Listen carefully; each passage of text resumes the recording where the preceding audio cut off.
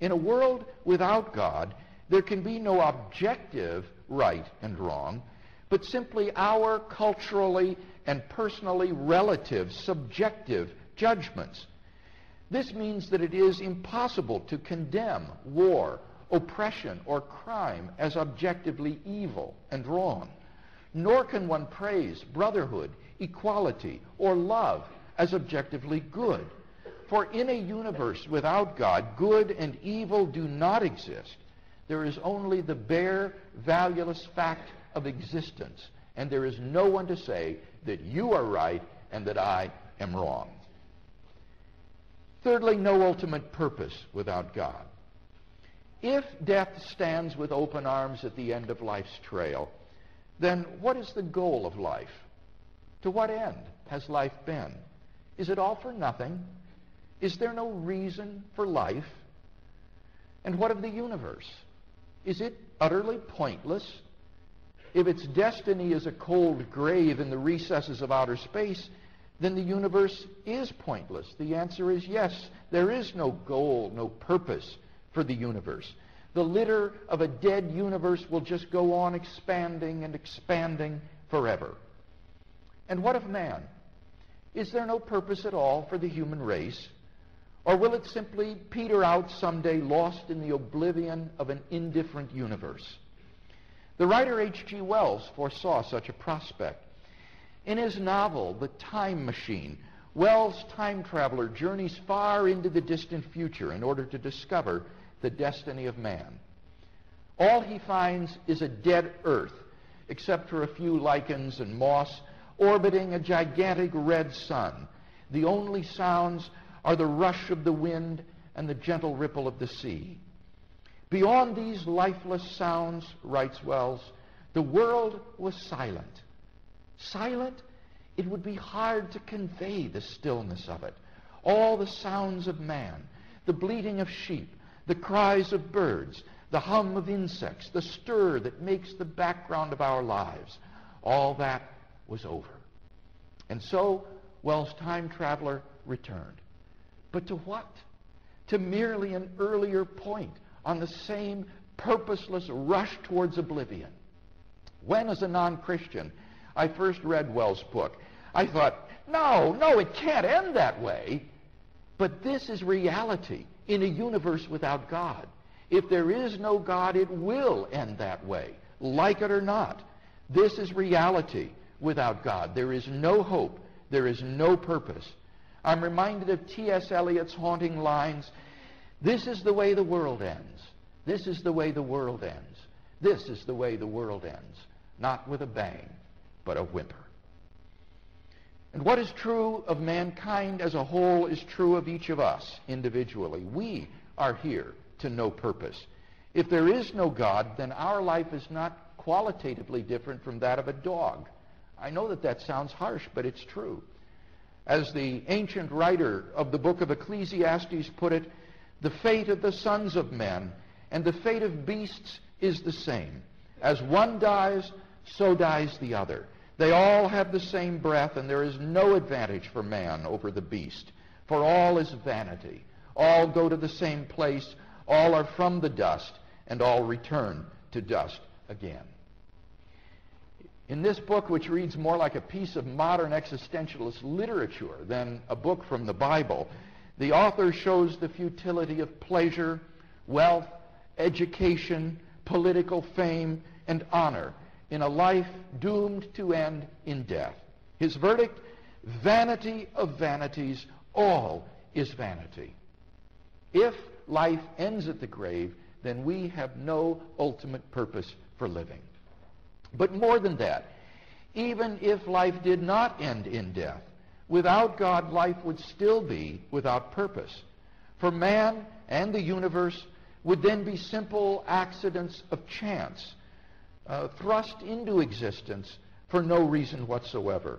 Without God, the universe is the result of a cosmic accident, a chance explosion. There is no reason for which the universe exists. And as for man, he is a freak of nature, a blind product of matter plus time plus chance. There is no more purpose for the human race than for a species of insect, for both are the result of the blind interaction of chance and necessity. As Richard Dawkins has written, there is at bottom no design, no purpose, no evil, no good, nothing but pointless indifference. We are machines for propagating DNA. It is every living object's sole reason for being. And what is true of the universe and of the human race as a whole is also true of us as individuals.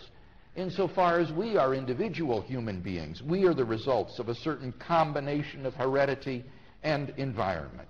As Dawkins puts it, we are possibly the only planet in the universe where chunks of matter are so complex that they can swim, run, jump, see, hear, capture, and eat other such animated chunks of complexity. They are capable in some cases of thinking and feeling and falling in love with other chunks of complex matter. If God does not exist, then you are just a freak of nature thrust into a purposeless universe to live a purposeless life. So, if God does not exist, that means that man and the universe exist to no purpose, since the end of everything is death, and that they came to be for no purpose, since they are only blind products of chance and necessity. In short, life is utterly without reason. I hope you grasp the gravity of the alternatives before us. If God exists, then there is hope for man. But if God does not exist, then all we are left with is despair. As one modern writer has aptly put it, if God is dead, then man is dead too. Unfortunately, the mass of mankind do not realize this fact. They continue on as though nothing had changed. I'm reminded of Friedrich Nietzsche's story of the madman who in the early morning hours burst into the marketplace, lantern in hand, crying, "I seek God! I seek God!" Since many of those standing about did not believe in God, he provoked much laughter. "Did God get lost?" they taunted him. "Or is he hiding? Or maybe he's gone on a voyage or emigrated." And thus they yelled and laughed. And then, writes Nietzsche, the madman turned in their midst and pierced them with his eyes. "Whither is God?" he cried. "I shall tell you. We have killed him, you and I. All of us are his murderers. But how have we done this? How were we able to drink up the sea? Who gave us the sponge to wipe away the entire horizon? What did we do when we unchained this earth from its sun? Whither is it moving now? Away from all suns? Are we not plunging continually, backward, sideward, forward, in all directions? Is there any up or down left? Are we not straying as through an infinite nothing? Do we not feel the breath of empty space? Has it not become colder? Is not night and more night coming on all the while? Must not lanterns be lit in the morning? Do we not hear anything yet of the noise of the grave diggers who are burying God? God is dead, and we have killed him. How shall we, the murderers of all murderers, comfort ourselves? The crowd stared at the madman in astonishment and silence. At last, he dashed his lantern to the ground. "I have come too early," he said. "This tremendous event has not yet reached the ears of men." Men did not truly comprehend what they had done in killing God. But Nietzsche predicted that someday people would realize the implications of their atheism. And this realization would usher in an age of nihilism. That is to say, the destruction of all meaning and value in life. This most gruesome of guests, said Nietzsche, is standing already at the door.